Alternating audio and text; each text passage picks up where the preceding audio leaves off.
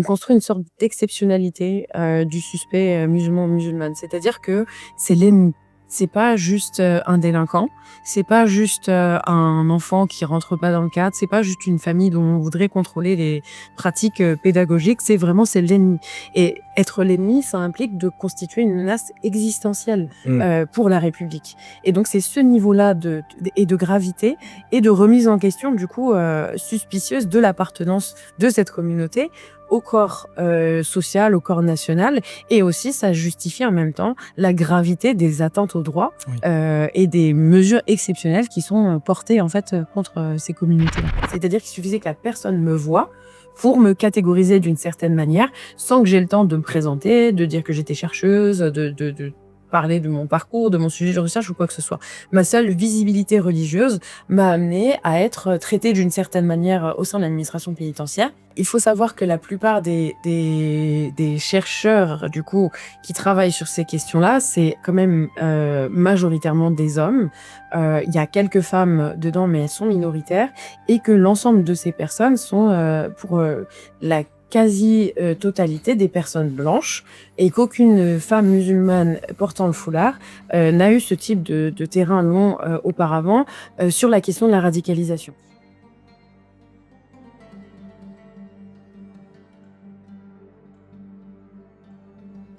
Iman El Fekhi, bonjour. Ravi de t'accueillir pour ce nouveau podcast. Alors, tu es doctorante en sociologie au sein du laboratoire SAGE, Société Acteurs Gouvernement en Europe, de l'Université de Strasbourg. Et tu as écrit une thèse qui s'intitule « La politique publique de lutte contre la radicalisation dans les prisons françaises ». Et on te reçoit aujourd'hui pour mieux comprendre les politiques publiques qui touchent au séparatisme et à la radicalisation.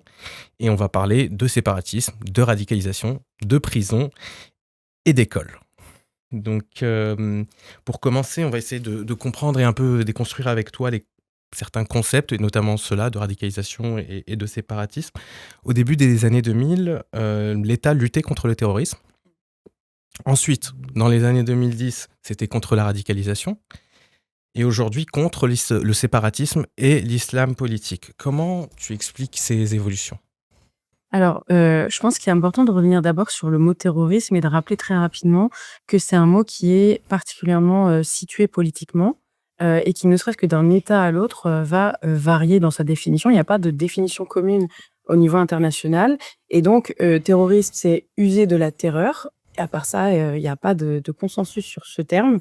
Et donc, chaque État va lister les organisations qu'il considère comme terroristes et donc généralement leur accorder un traitement judiciaire, politique, pénal particulier. Donc, c'est important de rappeler ce côté très relatif du terrorisme. Au départ, donc l'État français a toujours lutté contre le terrorisme. Plus récemment, ce qui s'est passé dans les années 2010, en réalité, c'est qu'il y a des mouvements européens, au niveau des politiques européennes, qui poussaient la France à aller vers la prévention de la radicalisation. Donc, non plus de la lutte contre le terrorisme, mais de la prévention de la radicalisation. La France a tenté d'y résister pendant un temps et puis finalement, pour plein de facteurs différents, a fini par adopter ce prisme. Et en fait, on parle du tournant anticipatoire. D'accord. C'est-à-dire que d'une lutte contre des passages à l'acte violents. C'est d'essayer de savoir en amont. Exactement. On essaye d'anticiper ces passages à l'acte, ce qui a plusieurs conséquences, puisqu'on est dans une démarche donc de prévention des risques, donc avec tout le courant qui est de plus en plus retrouvé dans les politiques publiques de prévention du risque.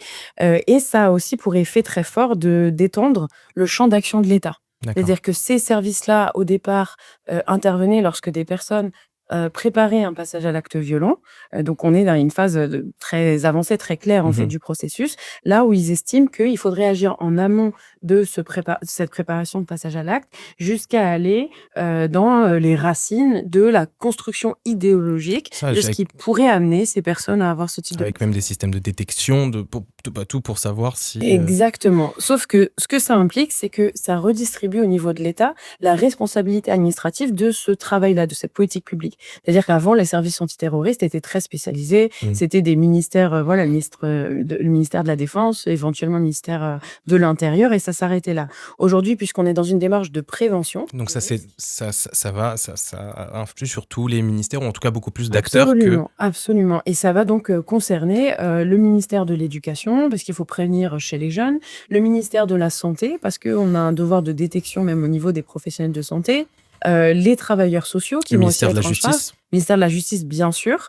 Et donc, ça étend la légitimité de l'État à intervenir là où c'était moins le cas avant. Et ça étend évidemment énormément les pouvoirs Mmh. des services de renseignement. Et qu'est-ce qu'on a fait du coup? On a anticipé, on a essayé, enfin, ils ont essayé d'anticiper au point de pousser ça jusqu'à l'islam politique et cette notion de séparatisme, ou c'est autre chose? Et alors, c'est l'idée. Bon, c'était pas une continuité naturelle. Forcément, ça répond à un agenda politique, hein, ça aurait pu ne pas arriver aussi. Mais ce qui s'est passé, c'est que dans cette logique d'anticipation, fallait comprendre le processus, D'accord. puisqu'après tout, on doit arriver en amont. Donc, quel processus mène à faire un attentat? Et dans cette idée-là, l'État a cherché à comprendre quels étaient les profils de personnes radicalisées, celles qui entraient le plus dans ces parcours-là et qui étaient amenées à avoir un passage à l'acte violent. Et dans l'établissement de ces profils de suspects, de plus en plus est devenu majoritaire dans un certain nombre de ministères, même s'il y a des luttes internes dans les ministères sur ce sujet-là, une lecture de l'islam qui est posée en tant que telle comme potentiellement menant à la violence, potentiellement menant au terrorisme. Et Oui, il y a une sorte de continuité qui a été faite entre intensité religieuse et risque de violence. ouais, Donc, plus vous êtes pratiquant, c'est et ça. plus vous risquez de faire des attentats. C'est Moi, très grossier, mais mais c'est, l'idée je pense est que là. c'est ça. Moi, je m'étais noté que à l'époque, Christophe Castaner, qui était ministre de l'Intérieur, avait en commission des lois déroulé ce qui, selon lui, étaient les signes extérieurs de radicalisation. Et bon, il a considéré que c'était pas simple, hein, de donner ces signes-là, mais il y avait la pratique religieuse rigoriste particulièrement exacerbée pendant le mois de Ramadan. Bon, il a été, et notamment le port de la barbe, etc. Et c'est exactement ce que tu dis. Absolument, absolument. Et là, on voit comment, en fait, il y a une confusion entre intensité de la pratique religieuse. L'intensité, elle est très relative aussi. Elle est intense dans un État qui est séculier, où la plupart des personnes ne sont pas religieuses, n'ont pas spécialement de foi ou de pratique. Donc, dans d'autres pays, ça pourrait paraître complètement normal. Donc, c'est Mhm. très important de rappeler ça. Et donc, cette intensité est confondue avec un risque de violence, en fait. Et donc, c'est quand même un lien qui est très fort et c'est un lien qui du coup, mène à rendre la communauté musulmane pratiquante suspecte, en réalité. Puisque même plusieurs ministres ont parlé de vivier de la radicalisation dans les communautés musulmanes dans lesquelles on était le plus pratiquant. Et donc, cet établissement des profils des suspects, donc qui sont des musulmans pratiquants dans énormément de compréhension. Sur des bases, pardon, excuse-moi Iman, mais sur des bases qui sortent même parfois d'un cadre religieux. C'est ceux qui définissent les critères. Enfin, c'est l'impression que j'ai. Les personnes qui définissent les critères c'est parfois des critères simplement arbitraires. Absolument, Ouais. absolument. C'est un arbitraire total, c'est un regard normatif qui est posé sur la religion musulmane, la religiosité de ces croyants et croyantes, en disant ça c'est être un bon musulman, ça c'est pas être un bon musulman. Et donc l'État définit à travers ces politiques-là, et on va le voir après dans certains Mhm. cas d'études, c'est quoi être un bon musulman et c'est quoi Oui. ne pas être un bon musulman. Et quand on n'est pas un bon musulman, on est suspect. C'est Oui. parce que potentiellement, on est une menace, on peut se radicaliser. On comprend qu'un mauvais musulman porte la barbe, et donc un musulman non barbu ne peut pas être musulman radicalisé. C'est un musulman modéré, oui, D'accord. selon la longueur de la barbe. Peut-être faudra D'accord. demander à Monsieur Castaner. En D'accord. tout cas, on voit l'absurdité d'une part de ces critères-là. Il me semble qu'il avait aussi parlé de la tabac, de la Oui. tache sur le front, enfin des choses qui sont vraiment communes à toute pratique religieuse en réalité musulmane. Et en même temps, la gravité de la stigmatisation de Ouais. ces pratiques-là, quoi. Et cette définition des profils donc de suspects permet quelques années plus tard d'arriver donc à la lutte contre le séparatisme et l'islam politique. Alors là, on n'est même plus sur le risque de passage à l'acte violent, qui était quand même commun au terrorisme, à la radicalisation. Alors même s'il y avait des gens qui disaient oui, il y a aussi la radicalisation des idées, pas seulement. Globalement, les ministères étaient quand même sur la question du passage à l'acte violent. Avec l'islam politique et le séparatisme, l'État dit, en fait, il faut aller encore plus en amont et aller chercher les communautés et les lieux dans lesquels on prépare les esprits à cette radicalisation. Et ensuite, il faut aller chercher l'idée. Exactement. Et on a tout un tas de théories. Et ce qui est intéressant, c'est que d'un côté, ça reprend des théories d'extrême droite sur la question du grand remplacement, dans lesquelles des espaces seraient conquis par l'islamisme sur le territoire républicain. républicains et qu'il faudrait aller Oui, se battre. les fameux territoires perdus de la République. Exactement, de monsieur Rougier, pour ne pas le citer.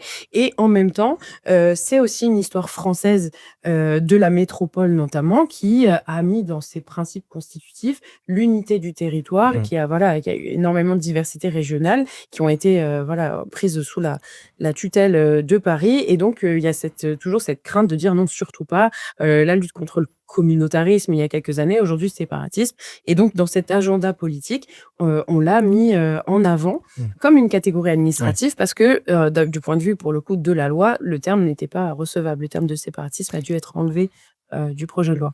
Et il y a une autre histoire française, tu parlais d'histoire française, il y a celle de la laïcité. Ouais, et quelle est la place de la laïcité dans ces politiques publiques et pourquoi est-ce qu'on peut la lier à ces phénomènes-là? Alors, je pense que ce qui est important pour comprendre ça, comment la laïcité s'est retrouvée au cœur des politiques de lutte contre la radicalisation, c'est d'abord de revenir, à la loi de 1905. La loi de 1905 qui définit la laïcité en droit, donc dans la loi, elle mentionne, en fait, elle garantit la possibilité à toute personne de croire ou de ne pas croire, de pratiquer sa religion ou pas, et garantit que l'État ne se mêle pas, en fait, du culte, soit Oui. dissocié, en fait. Il soit uniquement dans une position de garantir le droit, à la pratique religieuse ou à la croyance à ses citoyens, à sa citoyenne, mais il n'est pas normalement de lien avec les organisations religieuses. Ça, c'est une loi qui a été votée dans le cadre, d'un projet de démocratie libérale qui voulait garantir à tout le monde les mêmes droits à une époque où l'Église catholique était encore très présente dans le champ, français. Mais au même moment, il y avait des partisans de la laïcité intégrale qu'aujourd'hui on va appeler, nouvelle laïcité, qui ont survécu en fait à cette loi-là, qui ont Mmh. «perdu» entre guillemets, parce que le texte de loi était bien plus, libéral que ce qu'ils auraient aimé, mais qui ont survécu à tout ça et qui aujourd'hui sont largement renouvelés dans leur combat politique contre le religieux et non plus pour la garantie des droits individuels, mais vraiment contre le religieux. Historiquement contre les catholiques, puisque c'était eux qui étaient très proches du pouvoir, en France, historiquement, mais aujourd'hui, essentiellement contre les musulmans. Ce qui se passe, c'est que déjà à l'époque, on demandait en fait aux catholiques, qui donc étaient considérés comme suspects par Mmh. l'État, puisque catholique et donc attaché à l'Église et non pas à la République, une profession de foi républicaine. C'est ce qu'on demande aujourd'hui aux musulmans. Absolument. Sauf que ce qui s'ajoute en plus dans la situation des musulmans, c'est qu'ils sont perçus comme venant d'ailleurs. Là où les catholiques sont historiquement liés à l'histoire de la France et personne ne leur dira qu'ils ne sont pas français. Oui. Les musulmans, en plus d'être suspects par leur non-loyauté à la République, sont aussi suspects parce que considérés comme ne venant pas ailleurs et Oui. avec toutes les accusations d'ingérence étrangère, de lien avec des États étrangers, etc.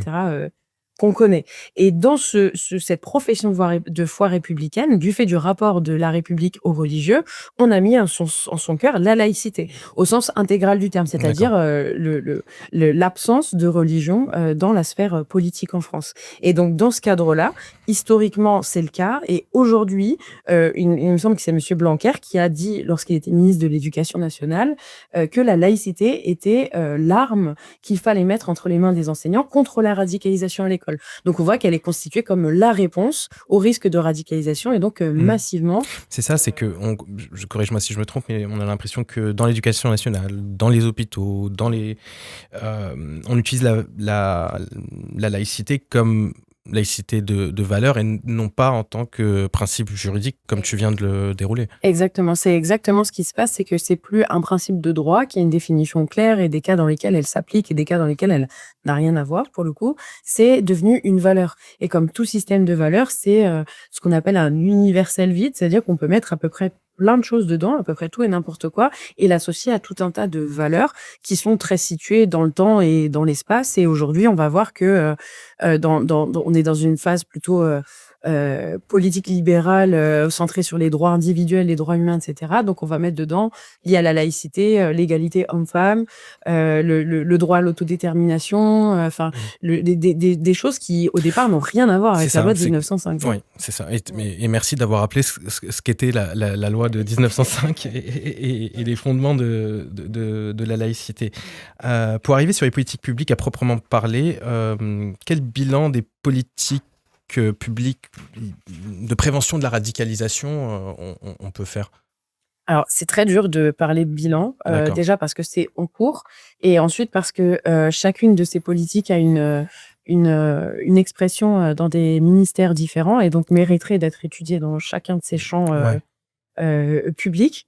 Il y a de plus en plus de travaux qui portent sur les effets de ces politiques publiques, que ça soit à l'école, sur les pratiques professionnelles des travailleurs sociaux, Mmh. dans le champ de la santé, où en fait on a ajouté à la responsabilité professionnelle de tous ces agents la question de la radicalisation, de la prévention et essentiellement du signalement en réalité. Oui. Dans la plupart de ces ministères, quand on parle de prévention, on parle de devoir de signalement de la radicalisation au service de l'État.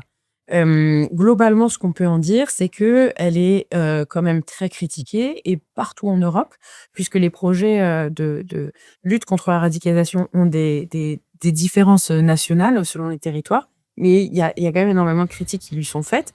Et je pense qu'il y a un vrai besoin, d'une part, d'un bilan d'efficacité réelle, de vraiment de bilan d'évaluation de politique Mmh. publique, hein, d'un Ouais. point de vue pur, c'est-à-dire, et des objectifs qui ont été fixés, est-ce qu'ils sont atteints? Donc ce 1er point-là qui est très peu fait, soit parce que c'est très dur d'accéder aux données puisque ça appartient à Il l'État. y avait des indicateurs très clairs, il y avait des objectifs très clairs au départ? Ça fait partie de l'évaluation justement, c'est de Mmh. poser la question de ces indicateurs, des objectifs réels à atteindre et cetera. Donc ce qui est très dur aujourd'hui de faire comme bilan, hein, réel. Et l'autre bilan, c'est celui de la question des effets de ces politiques sur les publics qu'elles ciblent. Et là, heureusement, on a de plus en plus de travaux Mmh. là-dessus. Parce qu'il y a on l'a évoqué un peu, tout à l'heure, mais il y a un réel caractère, stigmatisant. Absolument, absolument. C'est un des 2 grands points qui, à mon sens, sans être, exclusif, revient. C'est la question vraiment de la stigmatisation de plus en plus, forte, et explicite des pratiques, religieuses musulmanes. Est-ce qu'on pourrait appeler ça une politique de soupçon?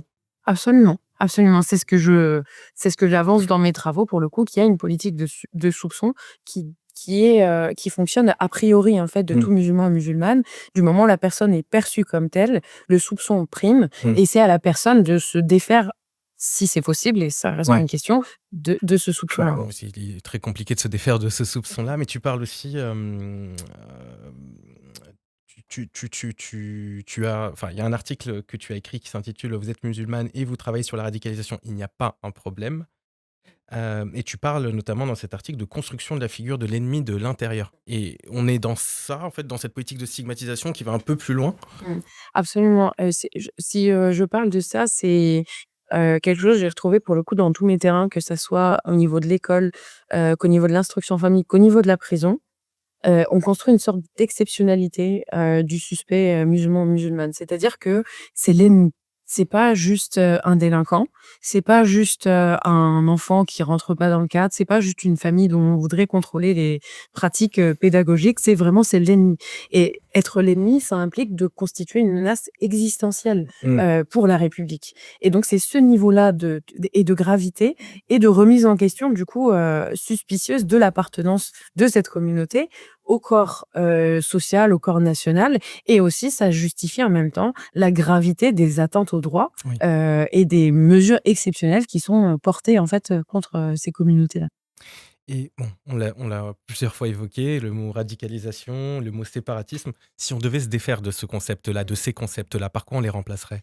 Alors, moi, ce que je trouve très important dans un premier temps, c'est de rappeler que, au-delà de la radicalisation, que le séparatisme sont ce qu'on appelle des problèmes publics. Des problèmes publics sont des problèmes qui sont construits, qui sont constitués en problèmes. C'est-à-dire que si on prend l'état de la société, il y a énormément de sujets sur lesquels on aurait raison de s'inquiéter, de s'indigner, de vouloir se mobiliser. Que ça soit, je sais pas, des enfants qui sont tués dans le cadre de violences familiales, que ça soit des personnes qui meurent parce que à la rue, que ça soit, enfin, il y a vraiment foison de raisons pour lesquelles on pourrait se mobiliser, s'indigner, etc. Dans la construction d'un problème public, un certain nombre d'acteurs et souvent aussi d'acteurs de l'État vont amener un problème à l'agenda politique et le constituer un problème public dans l'agenda politique et dire à la fois c'est une gravité particulière et en même temps, l'État a la légitimité et le devoir d'agir sur cette Mmh. problématique-là. L'État, constitue pas un problème public, le nombre de morts dans la rue chaque année.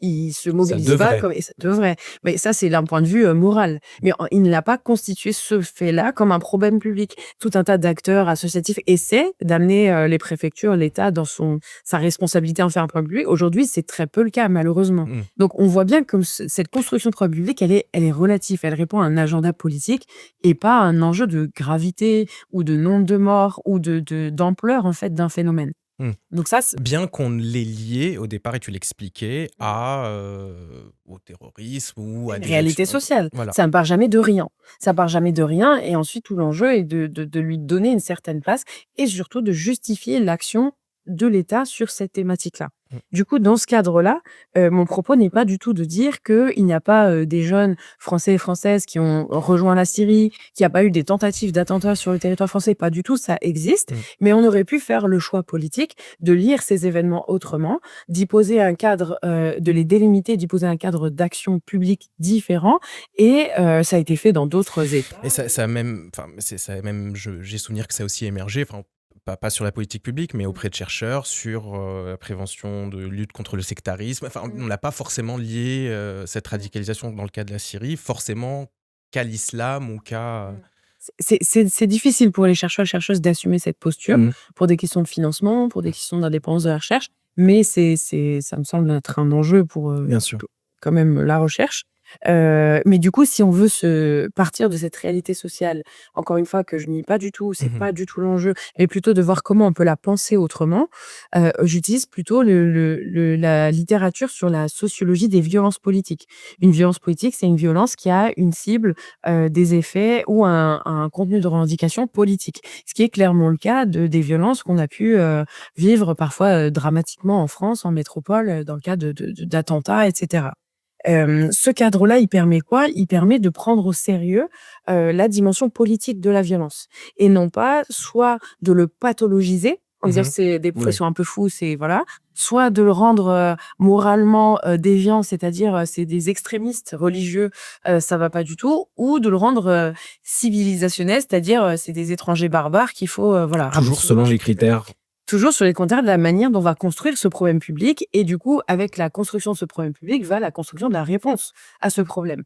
Donc, en parlant de violence politique, on prend au sérieux la charge politique de ces violences et énormément d'instances internationales travaillent sur ces questions de terrorisme parce que le recours à la violence politique est mondial, hein, Mmh. ça n'existe pas loin de là qu'en France et ils ont établi depuis des décennies un certain nombre d'indicateurs sur un territoire donné qui favorise la survenue, du recours à la violence politique, dans le cadre de mobilisation, dans le cadre de contestation et cetera et parmi ces indicateurs, on va retrouver par exemple le niveau de discrimination socio-économique, le niveau de ségrégation, territoriale, la difficulté d'accès à la décision politique et à la politique en général.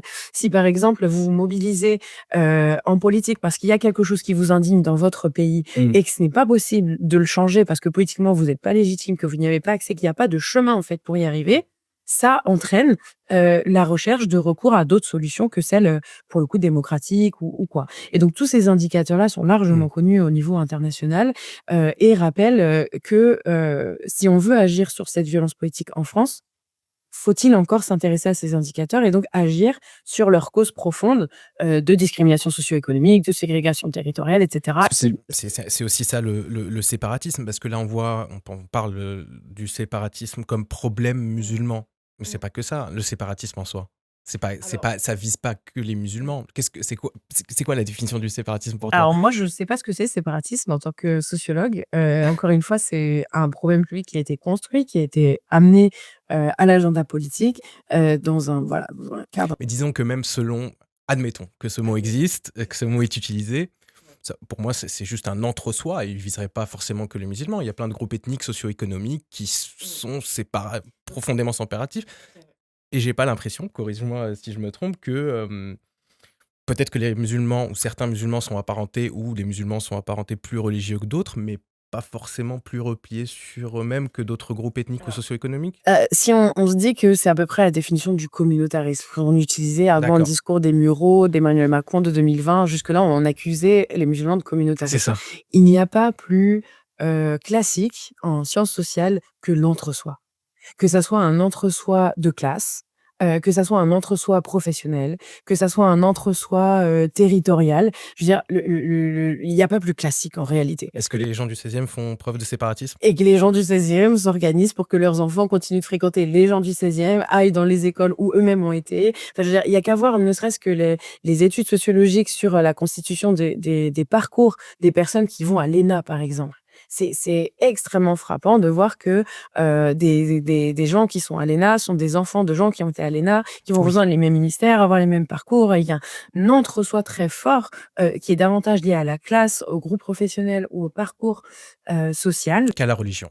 qu'à la religion. Et pour le coup, il est aussi admis à l'international et dans toutes les instances internationales que l'appartenance communautaire fait partie de l'organisation sociale de la vie des gens, mais que elle est la plupart du temps multiple. Et c'est pas parce que vous appartenez à une communauté religieuse que vous pouvez pas appartenir à une communauté de quartier, à une communauté politique, à une communauté sportive, artistique, etc. Et qu'en réalité, il n'y a pas plus classique, encore une fois, en sciences sociales, que des phénomènes d'entre-soi D'entre-soi. limités dans le temps et dans l'espace et qui sont d'autant plus frappants chez les classes supérieures et non pas chez les personnes Donc qu'on vise. les musulmans ne seraient pas plus séparatistes que les autres. Non, absolument. Ils ont peut-être moins séparatistes que certains corps comme les hauts fonctionnaires, comme voilà, les agents de l'État. Donc, non. Ça va pas leur plaire, mais en réalité, c'est C'est le cas. c'est le cas. Dans le cadre d'un ouvrage intitulé Au-delà du séparatisme, on y revient, et de la radicalisation, paru en mars 2024, tu as écrit 2 articles sur le sujet des politiques de prévention de la radicalisation en matière d'éducation. Donc là, on va sur l'école et tu parles de sécuritisation des politiques socio-éducatives. Ouais, j'ai du mal à le prononcer, désolé. C'est un gros mot, mais on va l'expliquer, on va y arriver.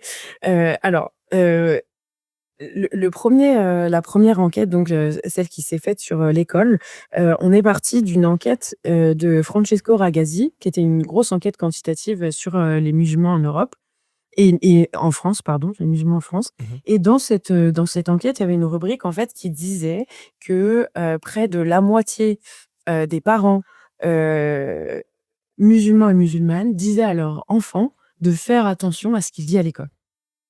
Ce qui nous a semblé être un chiffre assez terrible et assez frappant de se dire que les parents enseignent dès le jeune âge de ces enfants que l'école n'est pas un lieu dans lequel ils peuvent s'exprimer en tant qu'enfants musulmans et musulmanes librement et qu'il y a un risque de répression, de stigmatisation, etc. Tout ça en lumière avec tout ce qu'on disait avant, mais on va le dérouler là. Et Ouais. donc, on est parti de cette enquête-là qui D'accord. chiffrait en fait ce pourcentage, ce qui est quand même énorme, C'est énorme. quasiment un parent sur deux, c'est quand même énorme. Et ça, c'était en 2018. J'ose pas imaginer ce que ça donnerait en 2025, 7 ans plus tard. Et donc, on est parti de ça et on s'est dit, en fait, on aimerait avoir accès à la parole de ces jeunes, sauf que c'est pas en allant à l'école que ça va être possible. Déjà, c'est très difficile d'accéder Oui. à l'école. Et puis surtout, partant de l'idée qu'il fallait qu'ils fassent attention à ce qu'ils disent à l'école, ils n'allaient certainement pas se livrer à nous librement. Et donc, on a contacté des associations culturelles et cultuelles la plupart du temps des associations musulmanes qui avaient un programme de jeunesse et qui recevaient des groupes d'adolescents, de collégiens et de lycéens. Et on s'est inséré dans ces programmes pour Ouais. mettre en place un dispositif assez ludique, interactif, adapté à l'âge des adolescents pour les faire parler Libérer la parole. exactement sur leur vécu d'élèves musulmans à l'école et notamment ensuite au fil des séances qui ont été progressives évidemment sur leur perception de ce dispositif de prévention de la radicalisation à l'école. Cette coup, enquête-là, on l'a fait entre Je t'en prie. 2018 et 2019. Donc, c'était avant la polémique des abayas. Je pense que c'est très important de le souligner parce que je pense que les résultats de cette enquête ont largement été accentués. Et peut-être pour commencer, pour faire un point sur c'est quoi, en fait, le dispositif de prévention de la radicalisation à l'école, c'est en grande partie un dispositif de signalement. C'est-à-dire que le personnel enseignant, le personnel éducatif et le personnel administratif au sein de l'éducation nationale a la responsabilité aujourd'hui de procéder à un signalement, soit pour radicalisation Et du d'un coup- élève, soit pour atteinte à la laïcité. D'accord. Selon quels critères? Parce qu'un enfant de 12 ans n'a pas de barbe, normalement. Selon quels critères? C'est une grande question et pour ça, je renvoie à l'article de la collègue avec qui j'ai fait ce travail, Claire Donnet, qui a publié un article justement sur les motifs de signalement pour radicalisation et qui sont extrêmement variés. D'accord. et qui peuvent, pour donner des exemples, je me rappelle qu'il y avait un petit garçon de 5 ans qui avait été signalé pour radicalisation parce que, évidemment maghrébin, il avait refusé de donner la main à une petite fille, dans le couloir. Il y a des signalements qui ont eu lieu parce que des adolescents refusaient, la minute de silence après les attentats contre D'accord. Charlie Hebdo. OK. Il y a des signalements qui sont faits dans les cours de sciences naturelles où, les élèves musulmans vont, par exemple, contester le fait que, on descende du singe ou que la Terre a été créée d'une certaine manière et cetera et donc tout ça fait l'objet Est-ce de encore signalements, une fois, peut on faire l'objet. d'accord, on lie ce signalement au fait qu'il soit musulman ou perçu comme tel ou non? Alors, le personnel qui signale ne dira jamais ça, évidemment.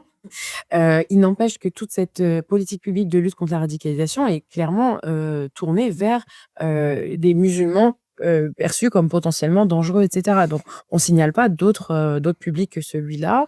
Ce qui nous a intéressés dans le Ouais. cadre de ce travail, c'est vraiment de se dire: «Qu'est-ce que ça fait aux élèves musulmans, en fait, à l'école, de vivre dans un environnement dans lequel potentiellement leurs enseignants peuvent être amenés à les signaler pour radicalisation ou atteinte à la Est-ce laïcité?» que désolé de la question, mais est-ce que ces enfants-là en ont conscience? Alors, c'est une des questions qu'on s'est posées et en fait, ce qui s'est avéré, c'est que, déjà, ce qui était intéressant, c'est ils avaient une conscience, très forte, de ce qu'on a appelé un cadre inégalitaire, un environnement inégalitaire en termes de statut entre, la figure de l'adulte, l'enseignant, le personnel Mmh. administratif et l'enfant et ils ont même comparé cette relation-là à celle de la police, aux jeunes du quartier en disant, «Si l'adulte, se comporte bien et est respectueux, tout va bien, tout se passe bien.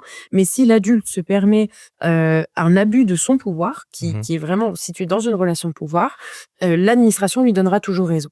Donc notre voix ne compte pas et de toute manière, c'est nous qui sommes perdants. Donc ça crée une inégalité, de justice en quelque sorte, de légitimité à porter une plainte, Mmh. qui, les met Et dans une aussi même relation une de entrave aux domination sur relations éducatives, absolument, absolument. Donc ils ont cette conscience déjà très forte en règle générale.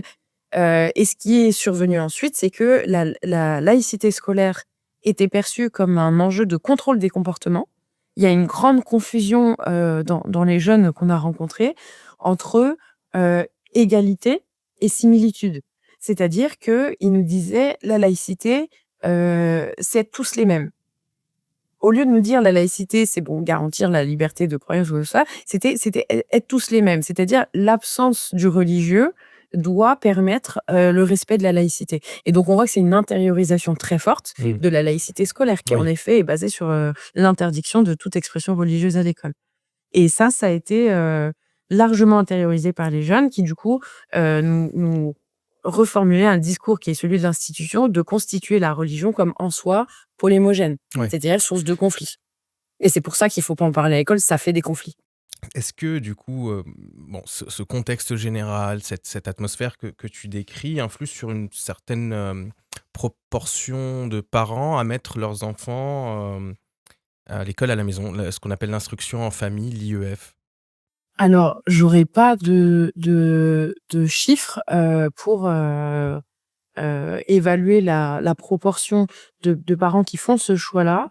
Ce que je sais, c'est que dans l'enquête, qu'on a menée donc sur, l'instruction en famille, sur le recours des familles musulmanes, plus précisément à l'instruction en famille, qui d'ailleurs est partie de cette fameux discours, des Mureaux qui en 2020 disait voilà, «Il faut qu'on contrôle plus, les écoles privées musulmanes, l'instruction en famille» parce que ce sont des lieux dans lesquels, on Est-ce que tu enseigne des tu valeurs contraires à la République et cetera. l'instruction en famille, à l'échelle de l'éducation, nationale, elle représente combien de pourcents des enfants? Alors, elle représente une toute petite minorité d'enfants, en règle générale. C'est vraiment, moins d'1 % des enfants qui sont en âge d'être scolarisés, donc de 3 ans à 16 ans, la scolarisation obligatoire. C'est vraiment moins d'1 % et là-dedans, Il y a des musulmans. il y a une minorité, là encore, de musulmans. Donc Donc on c'est parle d'une une toute infime petite minorité. portion d'enfants, D'accord, en France, mais qui a une tendance à l'augmentation très forte. d'accord. C'est-à-dire que par rapport à quelques années, c'est vrai qu'il y a beaucoup plus de familles, mais ça reste un chiffre largement minoritaire à l'échelle du nombre d'enfants, Et pourquoi on a associé cette pratique, d'instruction en famille, aux 2 mots qu'on répète depuis tout à l'heure, à la radicalisation et au séparatisme? c'est une très bonne question. On s'est posé aussi Et en fait, ce qu'on a fait pour ça, c'est qu'on s'est dit, on a besoin de comprendre pourquoi les familles musulmanes ont recours à ça.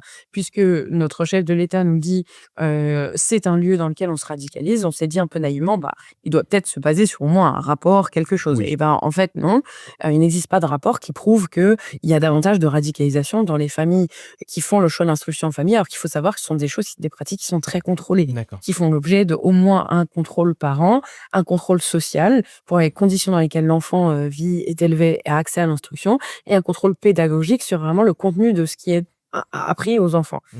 Et donc, malgré tout ça, aucun de ces rapports ne mentionne des situations de radicalisation dans les familles qui sont contrôlées chaque année pour D'accord. chaque enfant. Donc on se dit: «Bah, c'est quand même drôle, de poser des constats pareils, sans chiffres et sans preuves».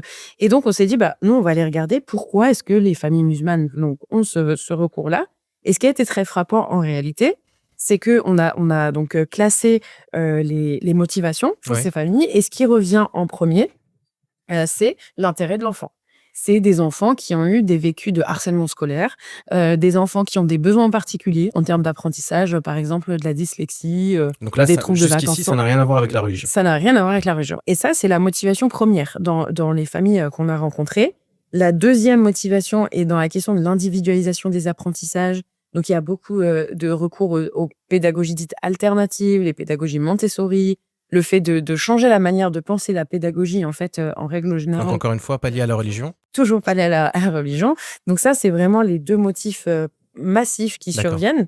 Et ensuite, en troisième position, arrivent des motivations religieuses, d'accord, qui là sont liées à, en grande partie, l'interdiction du port du foulard à l'école. d'accord. Donc pour des jeunes filles, qui arrivent en âge de le porter et qui ne peuvent pas le porter à cause de cette Donc interdiction. elle préférerait l'instruction à la maison que la déscolarisation? Souvent, elles avaient fait leur parcours à l'école publique et après ont soit recours à l'école privée musulmane, soit à l'instruction en famille D'accord, pour contrecarrer cette interdiction du port du foulard. d'accord, Et le dernier motif est le refus de la carte scolaire. C'est-à-dire, je vis dans un quartier défavorisé, il n'est pas question que mon enfant il soit dans cet établissement-là qui est sous-doté en moyens, dont les professeurs sont pas remplacés, etc., etc.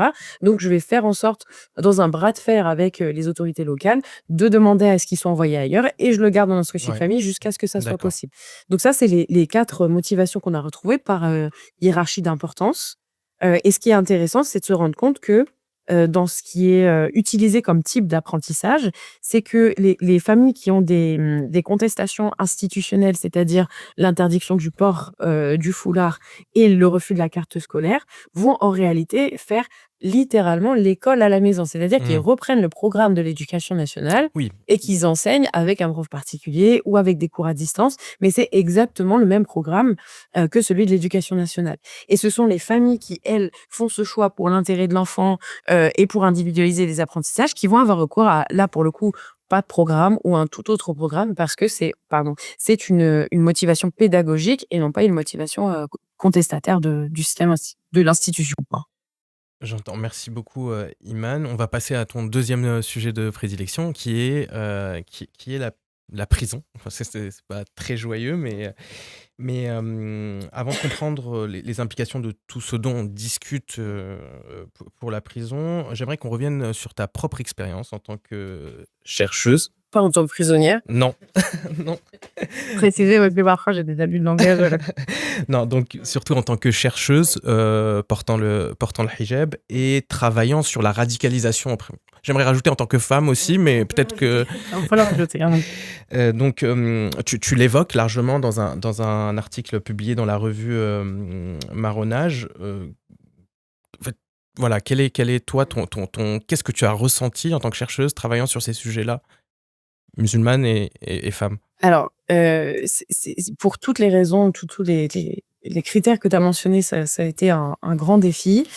Pour peut-être reposer le cadre de ce travail, au sein Oui, de l'administration pénitentiaire, c'est dans le cadre un projet de recherche doctorale. Donc on finançait, ma recherche doctorale avec un partenariat avec l'administration pénitentiaire qui, demandait à ce qu'on co-construise un dispositif d'aide à la réinsertion. Ce que du coup, j'ai d'accord. fait, et dans ce cadre-là, j'ai pu mener une ethnographie, longue, donc de près de 3 ans au sein de l'administration pénitentiaire. C'est-à-dire que J'ai suivi au quotidien les professionnels de la mission lutte contre la radicalisation violente dans leur mission quotidienne auprès des personnes détenues, en formation, dans les temps institutionnels de réunion, etc. D'accord. Et donc, c'est dans ce cadre-là que j'étais amenée à entrer en prison. Et comment ça s'est fait la première fois? Comment Alors, ça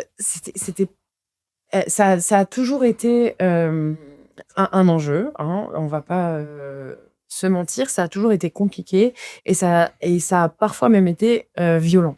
Lorsque j'ai arrêté mon terrain au sein de l'administration pénitentiaire, donc en décembre 2021, donc le terrain était bouclé, il fallait à présent que je passe à l'analyse, la collecte des données, puis l'écriture de la thèse. Il m'a fallu plusieurs mois pour être capable de prendre du recul et, à travers cet article de marronnage, de retrouver une posture sociologique et d'être de nouveau en mesure d'analyser ce dans quoi j'avais été prise du fait de ce qu'on appelle donc dans cet article les assignations raciales, c'est-à-dire les lectures sociales de mon corps au-delà dans les interactions les plus courtes. C'est-à-dire qu'il suffisait que la personne me voie pour me catégoriser d'une certaine manière, sans que j'aie le temps de me présenter, de dire que j'étais chercheuse, de parler de mon parcours, de mon sujet de recherche ou quoi que ce soit. Ma seule visibilité religieuse m'a amenée à être traitée d'une certaine manière au sein de l'administration pénitentiaire. Et c'est ça que j'analyse dans cet article en premier lieu. Tu as des éléments de comparaison avec d'autres collègues, chercheurs, chercheuses qui... Absolument. Il faut savoir que la plupart des chercheurs, du coup, qui travaillent sur ces questions-là, c'est quand même majoritairement des hommes. Il y a quelques femmes dedans, mais elles sont minoritaires. Et que l'ensemble de ces personnes sont, pour la quasi-totalité des personnes blanches, et qu'aucune femme musulmane portant le foulard n'a eu ce type de terrain long auparavant sur la question de la radicalisation. Surtout. Parce que si ça avait été uniquement sur la question de l'aumônerie musulmane, ça aurait potentiellement été mieux perçu. Mais là, le fait d'arriver en tant que musulmane et de travailler sur l'institution, sur cette politique publique-là, ça a été particulièrement compliqué.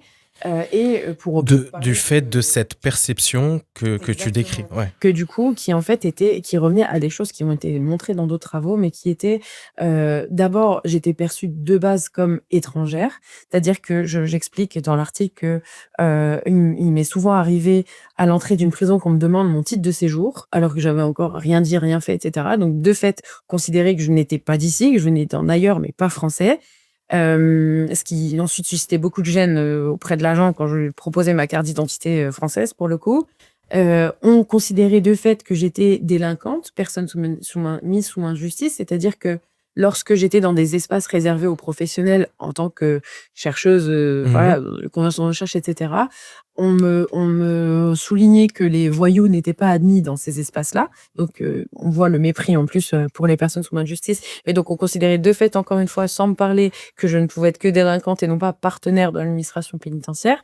Ou, au mieux, il est arrivé aussi que j'essaye d'entrer dans des établissements et qu'on me refuse l'accès en disant les parloirs famille, c'est pas tout de suite. Il y avait plus de chances que tu sois la sœur ou la mère d'un détenu qu'une chercheuse. Exactement. En tout cas, dans la lecture sociale de ma visibilité religieuse, c'est ce à quoi on m'envoyait directement. Et le plus violent et le plus fort la plus forte de ces assignations raciales a été celle de considérer dans un établissement en particulier que je ne pouvais pas être là pour faire de la recherche, mais j'étais en réalité là pour recruter des djihadistes et donc pour faire du prosélytisme auprès de détenus déjà dits sensibles. Et donc on m'a retenue en prison pendant plusieurs heures parce qu'il n'était pas possible aux yeux de l'établissement que je sois là en tant que chercheuse, malgré, comme vous l'imaginez, une procédure très longue pour avoir les autorisations d'accès, de nombreux papiers qui justifient mon droit d'accès à l'établissement, des mails envoyés en amont, etc. Et la professionnelle qui défendait mon droit à être ici avec elle a mentionné le fait qu'elle avait envoyé mon autorisation d'accès en amont au directeur de l'établissement, qui a répondu mais il n'y avait pas écrit qu'elle était musulmane dessus. Donc c'est très explicite sur le fait que c'est encore une fois cette visibilité religieuse qui suffit à rendre suspect la présence d'une chercheuse de nationalité française, sans casier judiciaire, qui a tous les aspects qui devraient faciliter une forme de légitimité aux yeux de l'institution, qui est balayée d'un revers de la main par la simple visibilité religieuse. Et donc ça, c'est un résultat très fort qui, de fait, est pas rencontré par des collègues qui ne sont pas musulmans et qui ne sont pas femmes et qui ne portent pas de foulard. Donc, ce qui rencontre, c'est une forme de perturbation, en fait, de l'ordre racial institutionnel du fait même de ma présence. Dans un milieu, malgré moi. Et bon, malgré tout aussi, signaler que du coup, tu as pu faire ta thèse, tu as pu travailler sur ce terrain-là. Et donc pour rappeler, tu travailles sur la gestion de la radicalisation en prison et avant tout, il y a un rapport de l'Assemblée nationale sur la prise en charge de la radicalisation qui est paru en 2021 et qui a juste rappelé 3 objectifs. La gestion de la détention, notamment du, risque de violence et du risque de l'influence par des politiques de prosélytisme, la sécurité des personnels pénitentiaires ainsi que des codétenus et la sécurité de la société par une préparation active des conditions de libération. On va évoquer tous ces sujets avec toi. Ça, c'est pour le cadre théorique de la politique publique.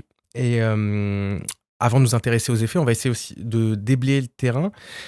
Qui est-ce, à part toi, qui, qui est-ce qu'on considère, qui est-ce qu'on considère comme radicalisé en prison? C'est déjà un élément de réponse, en fait. Le fait que l'administration pénitentiaire ait réagi de cette manière à ma présence, par ma seule visibilité religieuse, c'est ce que je montre dans cet article, donc dans la revue Marronnage, c'est que ça dit déjà quelque chose de très fort sur qui est perçu comme radicalisé. Et c'est pas différent pour les personnes. Alors, moi, je n'étais pas en prison, enfin, je n'étais Oui. pas incarcérée, je rentrais chez moi le soir, mais il n'empêche que ça dit quelque chose de très fort sur la manière dont peuvent être perçues des pratiques religieuses musulmanes, somme toute assez classiques, le port du foulard, rien d'exceptionnel au regard de l'islam, la manière dont l'administration pénitentiaire pouvait Ouais. porter un regard très suspect sur ces pratiques-là. Et donc, qui est radicalisé en prison? Il me semble très important de faire la distinction entre 2 statuts.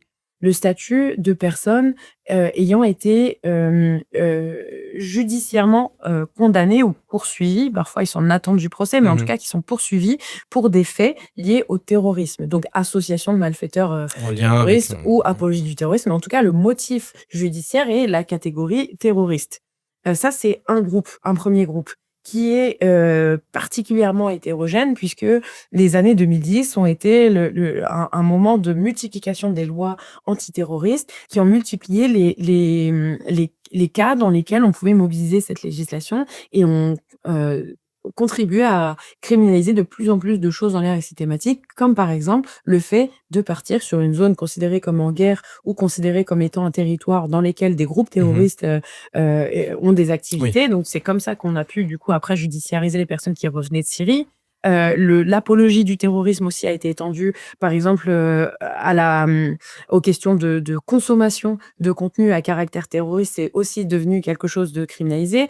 Sur la question du financement du terrorisme, le fait d'envoyer de l'argent à des personnes là-bas, sur zone, dans des territoires qui sont considérés comme contrôlés par ces groupes, devient du financement du terrorisme. Donc tous ces motifs-là, qui se sont multipliés dans les années 2010, font qu'il y a un public très hétérogène derrière cette catégorisation de terrorisme. Il y a des parents qui envoyaient de l'argent à leur enfant parti sur zone parce que ils crevaient de faim, notamment sur la fin de l'État dit islamique, et voilà, les gens étaient dans des conditions de plus en plus difficiles matériellement. Donc des parents envoyaient de l'argent à leurs enfants et ont été condamnés pour financement du terrorisme.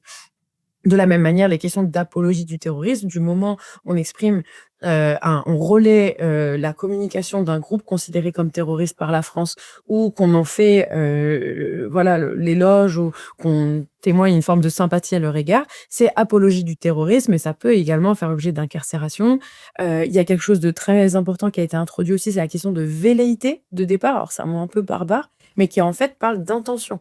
Là où le droit français était caractérisé par le fait de condamner des actes et donc de prouver la matérialité de l'acte qui a été commis. Et là, on introduit la question de l'intention. C'est-à-dire, vous aviez l'intention de partir et on va vous condamner pour ça.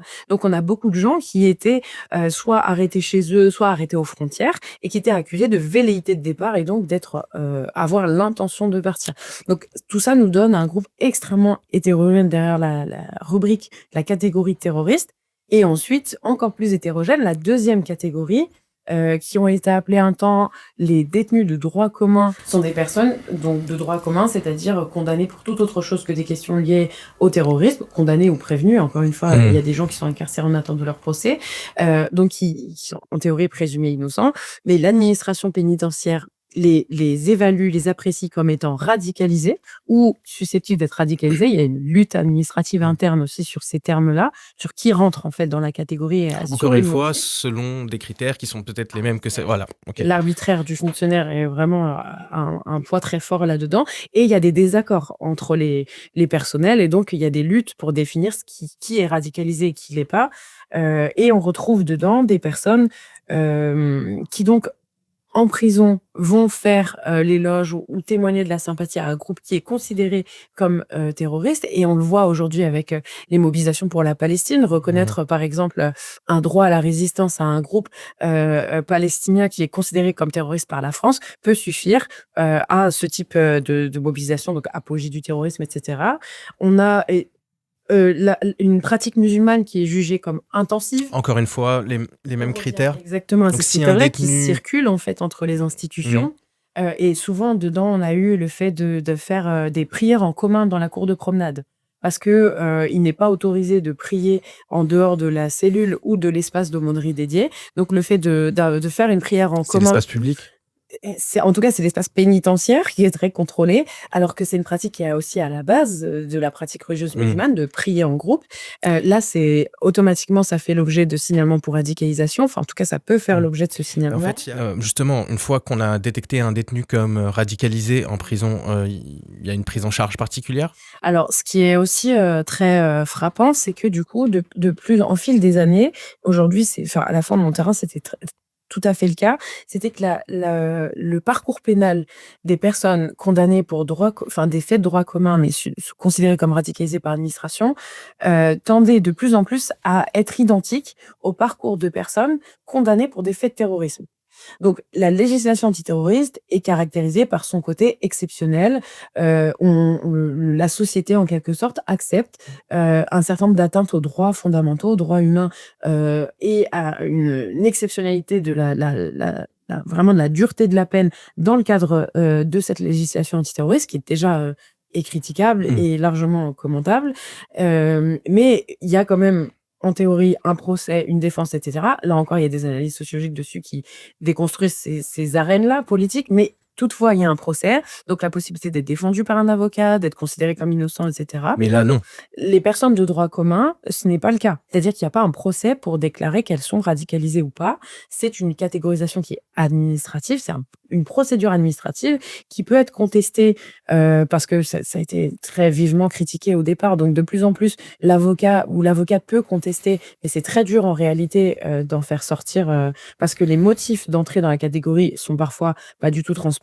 L'administration peut refuser de communiquer dessus, etc. Et malgré tout ça, ces personnes tendent à avoir le même parcours de peine. C'est-à-dire, comment ça se caractérise, le parcours un peu type, en tout cas, dans l'intention de l'administration, c'est de passer par des quartiers d'évaluation de la radicalisation, qui sont des quartiers de haute sécurité pendant plusieurs semaines, dans lesquels les personnes vont être scrutées 24 heures sur 24, vont passer des entretiens avec tout un tas de professionnels, des éducateurs, des psychologues, des médiateurs du fait religieux, donc qui sont à mi-chemin entre l'islamologue et l'aumônier, mais qui en tout cas va rendre compte, proposer une évaluation du niveau de radicalité, ou de la religiosité. Son ancrage idéologique, donc voilà, c'est quelque chose quand même de très normatif et l'État demande une appréciation normative d'une religiosité. Si on revient à la définition de la laïcité, ça commence à poser question. Bref, ils vont avoir des ateliers de groupe dans lesquels, là encore, ils vont être évalués et à la fin de ce quartier, une préconisation va être émise pour dire il vaut mieux l'envoyer en quartier d'isolement. Donc, rencontrer personne 24 heures sur 24. Pour pas qu'ils contaminent les autres détenus. Exactement, ou parce qu'il y a un risque de passage à l'acte violent, etc. Oui. En tout cas, c'est prosélytisme au passage à l'acte violent, on le met à l'isolement. Deuxième possibilité, on l'envoie en quartier de prise en charge de la radicalisation. QPR. QPR, exactement, mais qui sont là aussi des quartiers, la plupart du temps, assez sécuritaires et qui ne donnent pas les mêmes accès, par exemple, à la formation, à la possibilité de travailler, à la possibilité de préparer la réinsertion en faisant tout un tas de démarches administratives, etc. Ou troisième solution, on renvoie en détention ordinaire. Classique, l'astuce.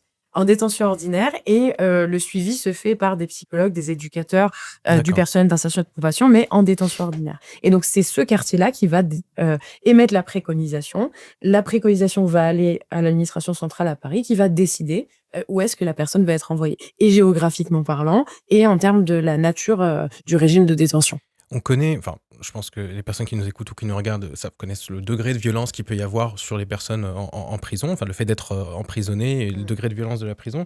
En gérant la radicalisation comme ça en prison, et il y a un degré de violence supplémentaire dans ce que tu décris, est-ce qu'on assure une bonne réinsertion dans la société? C'est quelque chose qui est pris en compte, ou est-ce qu'on fait justement que reporter la violence à après? Parce que ces individus-là ne sont pas condamnés à la perpétuité ou à 20+30. Ils sont amenés à sortir et, comme tu le disais, c'est des détenus de droit commun. Pour nous intéresser à ce groupe-là.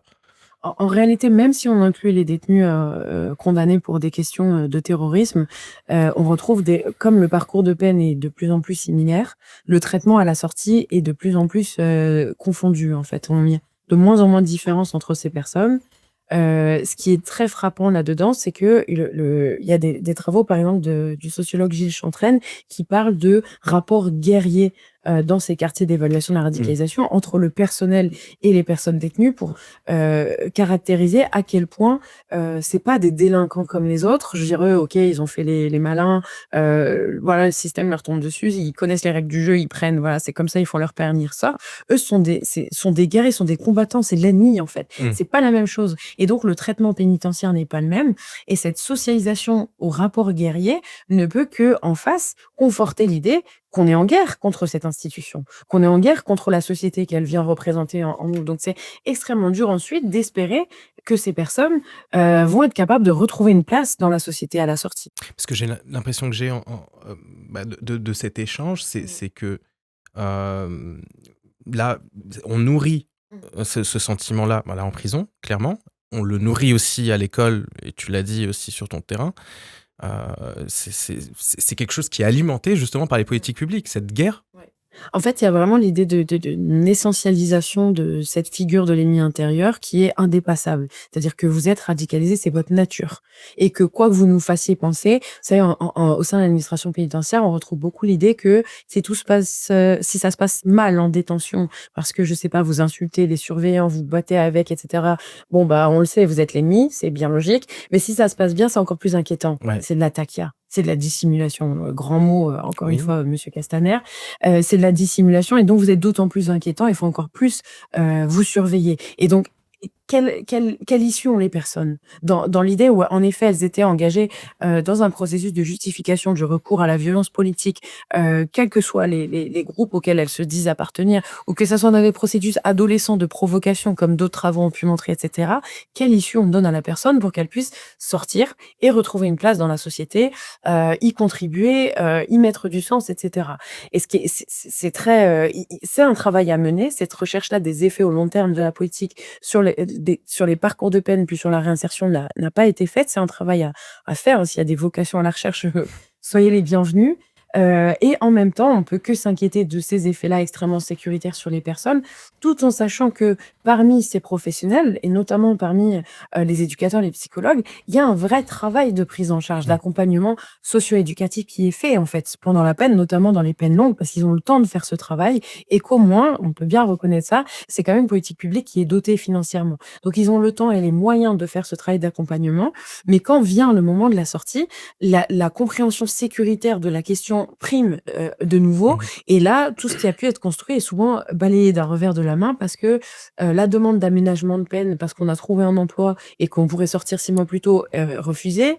La possibilité je sais pas, d'avoir un employeur, en fait, on prévient l'employeur que vous êtes inscrit au fichier des personnes ayant commis des actes à caractère terroristique. Alors, ceux qui maintiennent leur proposition d'embauche, il y en a pas énormément. Quand vous sortez, vous pouvez faire l'objet de mesures de sûreté, c'est-à-dire que ce sont des mesures judiciaires qui s'ajoutent à la fin de la peine, donc c'est une peine après la peine, Donc, qui sont si on restrictives et considère que qui vous ouais. êtes encore dangereux et en plus de ça, on peut mettre en place des mesures administratives, qu'on appelle les MICAS, qui sont des mesures de surveillance où vous devez, par exemple, aller pointer au commissariat, 1 à plusieurs fois par jour en plein milieu de la journée. Vous avez l'interdiction de sortir parfois de la ville ou du département. Enfin, toutes ces mesures-là En fait, extrêmement c'est ça, c'est contraignantes. qu'on Mais en comment une f voulez-vous vous réinsérer dans des conditions pareilles? donc il est en fait, on a ces personnes-là ne peuvent pas s'en sortir et on Il est les est très très difficile de difficile de s'en sortir et c'est pour ça que, y compris dans le cadre de mon partenariat avec l'administration pénitentiaire, dans lequel initialement ils me demandaient de mettre en place Mmh. un dispositif de réinsertion, très vite, je me suis rendu compte qu'en réalité, cette compréhension de la radicalisation menait non pas à une volonté de réinsérer les personnes, mais une volonté de les neutraliser.